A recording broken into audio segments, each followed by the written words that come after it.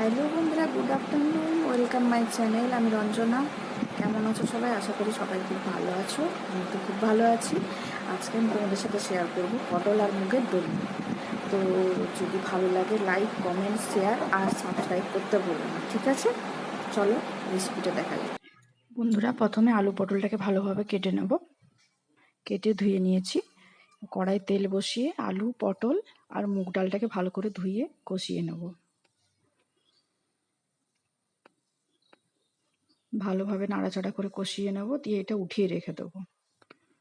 কড়াইয়ের মধ্যে তেল দিয়ে অল্প চিনি দিয়ে দিয়েছি।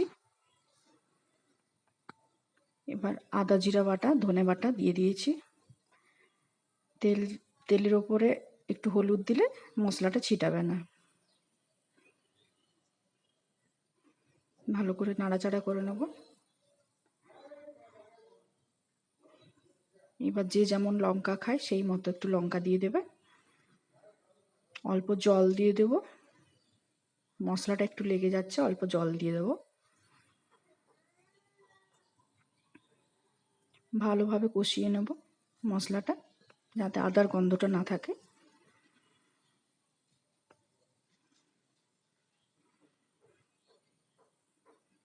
এইবার আলু পটল আর মুগ ডালটা দিয়ে দিলাম। অল্প জল দিয়ে দিলাম জায়গাটা ধুয়ে। এবার একটু ঢাকা দিয়ে দেবো কষানোর জন্য। হয়ে গেছে কষানো, খুলে দেখব। একদম কষানো হয়ে গেছে ভালো মতো। নেড়ে চেড়ে যে যেভাবে গ্রেভি খাবে সেই মতো জলটা দিয়ে দেবো। হ্যালো বন্ধুরা, নাড়াচাড়া করে নিচ্ছি এখন। পরিমাণ মতো জল দিয়ে দেবো এবার।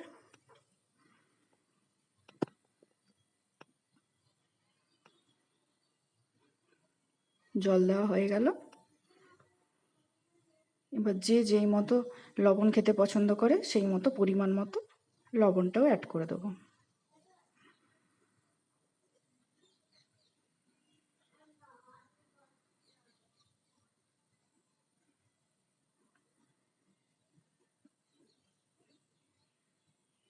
লবণটাও দিয়ে দিলাম। এবার তরকারিটা ফোটার জন্য 2 মিনিট রেখে দেবো। আসছি 2 মিনিট পর। দেখো 2 মিনিট পর তরকারিটা ভালো মতো ফুটে গেছে, হয়ে এসছে আমার তরকারিটা। নামানোর আগে ঘি দিয়ে দিলাম, অল্প গরম মশলা দিয়ে দিলাম। কেউ খেলে দেবে, না খেলে না দিতেও পারো। রেডি আমার মুগ পটল। ঢেলে নিলাম।